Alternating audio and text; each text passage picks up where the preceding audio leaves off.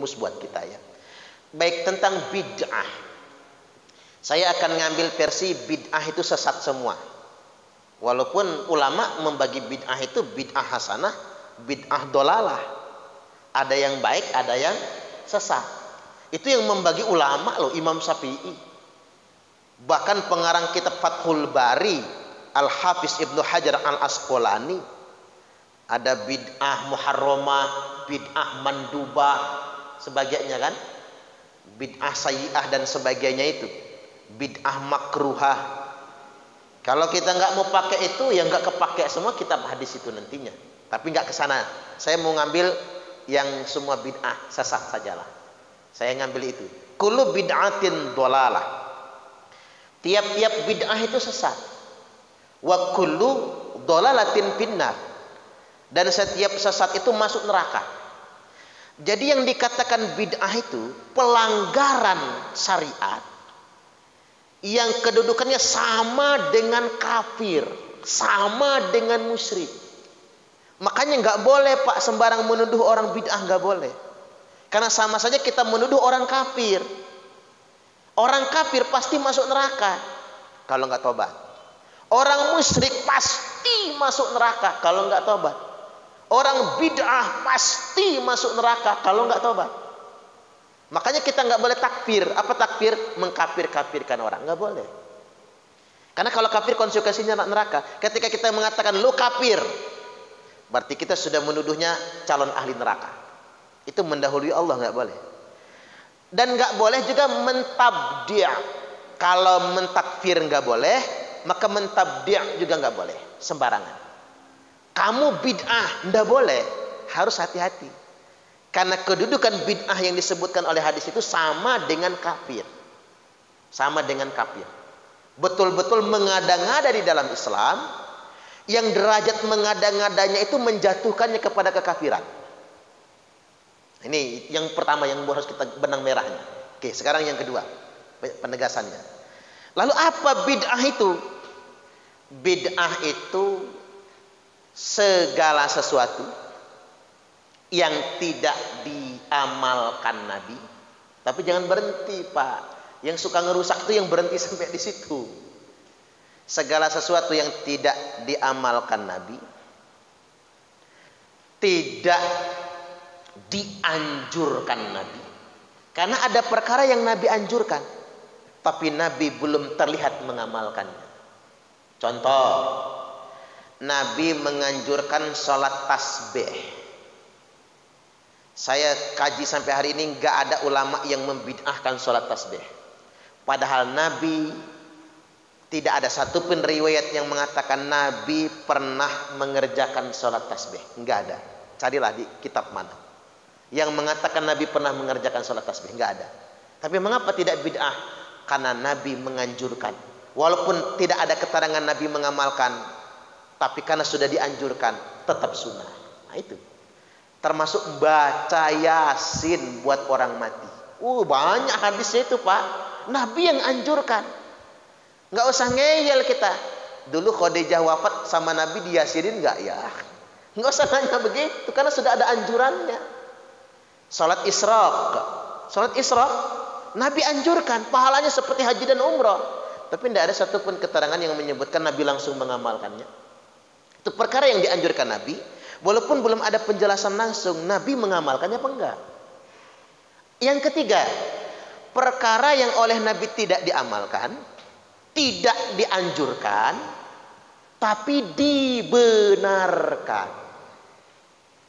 Itu juga tidak bid'ah, walaupun Nabi tidak mengamalkannya secara langsung. Kayak contoh, Allahu Akbar kabira, walhamdulillahi katsira, wa subhanallahi bukratan wa asila. Itu yang pertama kali mengerjakannya sahabat Nabi. Bukan Nabi yang mengamalkannya. Tapi Nabi dikasih tahu malaikat. Selesai sholat kata Nabi, manil qailu kalimat kada wa kada? Siapa sih yang mengatakan kalimat begini-begini tadi? Allahu Akbar kabira. Gemeter sahabat Pak. Takut dianggap bid'ah tadi itu kan. Pikir dia kulu bid'atin dolalah nih bakalan. Muhdas nih. Gemeter ana ya Rasul. Kata Nabi, ajibtulah. Kirain mau marah. Kata Nabi, ajibtulah. Aku takjub dengan kalimat yang kamu baca. Gara-gara kamu baca itu, semua pintu-pintu langit dibuka dan malaikat berebut mencatat kalimat yang engkau baca tadi. Subhanallah. Itu takrir. Nabi enggak amalkan. Nabi enggak perintahkan di awal, tapi Nabi melihat dan mendengar sahabat melakukannya, Nabi membenarkannya. Termasuk mohon maaf Pak, tahlilan ke rumah-rumah. Itu Sahih Bukhari Muslim. Yang zikir ke rumah-rumah itu. Nabi dibangunkan sama malaikat Jibril. Muhammad datangin rumah tetanggamu itu. Mereka sedang berkumpul. Nabi dibangunin tidur, datang Nabi. Kata Nabi, "Ma ajlasakum?" Duduk-duduk apaan kalian di sini? Kami zikir ya Rasul. Demi Allah kata Nabi, kalian zikir di sini hanya untuk mengingat Allah. Demi Allah. Apa yang kalian baca? Kami bertahlil, kami bertasbih, kami bertahmid. Ya, orang Indonesia aja ngasih judul. Kalau banyak tahlil, tahlilan. Kalau banyak tasbih, tasbihan. Kalau banyak takbir, takbiran. Kalau pakai kato, katoan kan gitu ya. Itu bahasa kitanya saja. Kata Nabi, kata sahabat, demi Allah ya Rasul, kami cuma berzikir. Jangan takut kata Nabi, saya nggak akan membid'ah-bid'ahkan kalian, bukan begitu. Tapi kata Nabi, aku lagi tidur nyenyak. Bahasa kitanya, dibangunin Jibril. Dan Jibril mengabarkan kepadaku, annallaha yubahi bikumul malaika, sesungguhnya Allah membangga-banggakan kalian di hadapan para malaikatnya. Tuh Pak, memang Nabi nggak populerkan itu ke rumah-rumah itu, cuman kita lestarikan lah yang tahlilan itu. Kalau bisa tetap ada besek, kalau bisa kan, karena besek kita harus dilestarikan. Tuh tidak dikerjakan Nabi, tidak dianjurkannya, tapi Nabi membenarkannya. Tapi jangan berhenti sampai di situ. Dan perkara-perkara secara umum sesuai dengan anjuran Nabi dan tidak bertentangan dengan sunnah Nabi, itu juga sunnah, bukan bid'ah.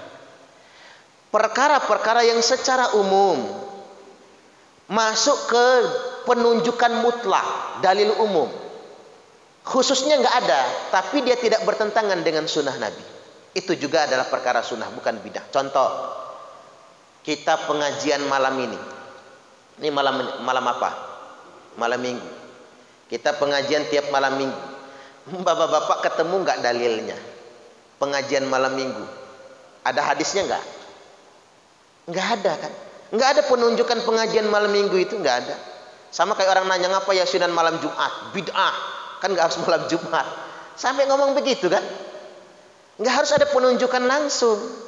Mengapa kita pilih malam Minggu? Karena kita bisanya malam Minggu, sepakatnya malam Minggu. Tapi isinya di sini apa? Isinya ngaji, pengajian. Nabi dulu pengajian nggak pakai kitab fikih Pak. Ini bid'ah pakai kitab fikih. Nggak ada fikih zaman Nabi mah, bid'ah ini.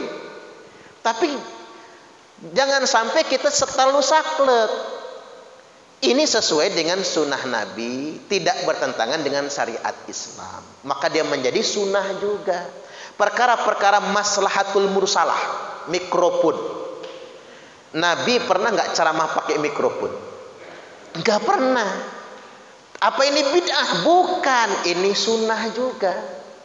Mengapa jadi sunnah? Karena sesuai dengan ketentuan sunnah dan mendukung berjalannya syariat Islam. Sama kayak peringatan Maulid Nabi.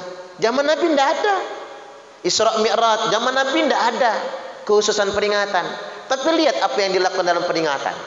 Ngundang penceramah, satu ya. Yang kedua, ada yang ngaji, baca Quran.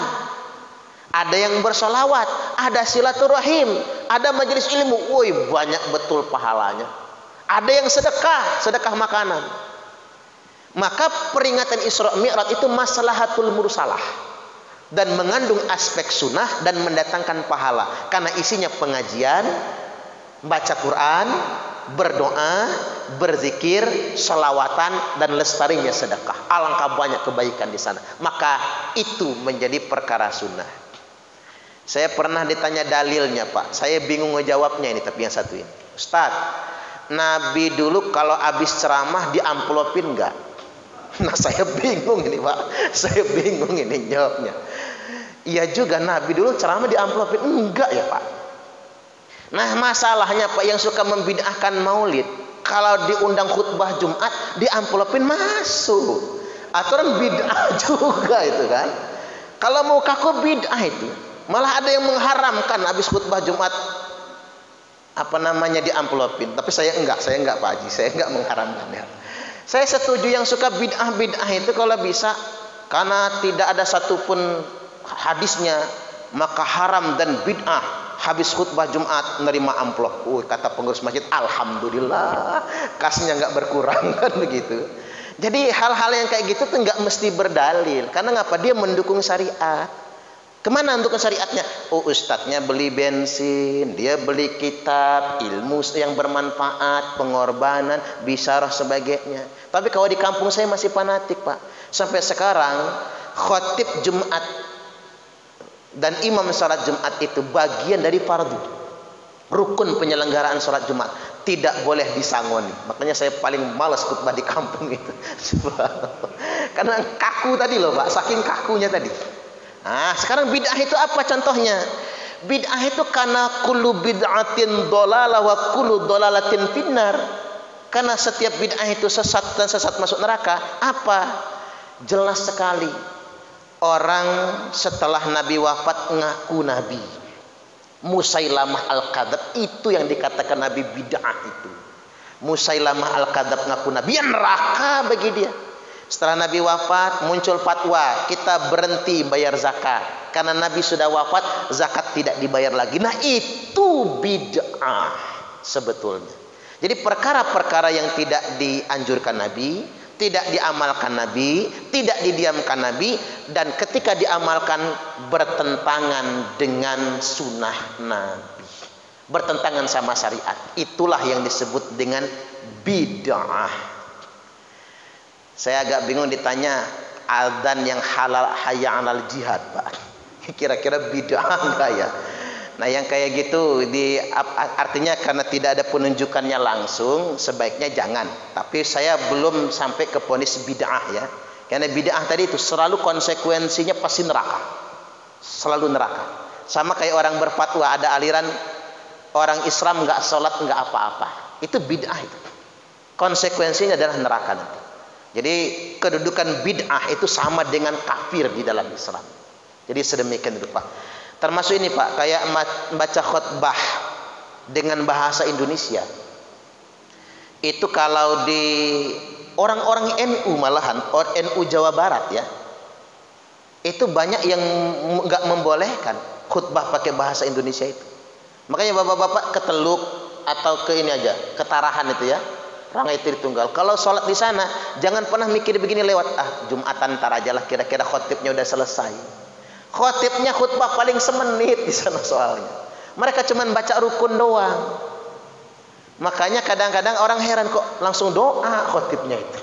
Karena ngapa dikiranya nggak khutbah? Karena baca rukun saja. Karena tidak boleh pakai Indonesianya. Karena itu rukun sholat Jumat. Tidak diperbolehkan sedemikian rupa. Artinya memang ada yang masih berpendapat begitu. Walaupun ada ijtihad. Karena khutbah itu ada mau'idhah, ada nasihatnya. Alangkah baiknya ada bahasa Indonesianya. Tapi jangan kepanjangan. Khutbah 45 menit. Habis soal waktu zuhurnya. Karena yang namanya Jumat itu harus di waktu awal. Kalau nggak di waktu awal tidak lagi Jumat, namanya ganti sholat zuhur. Jadi begitu. Itu penjelasannya ya Pak ya.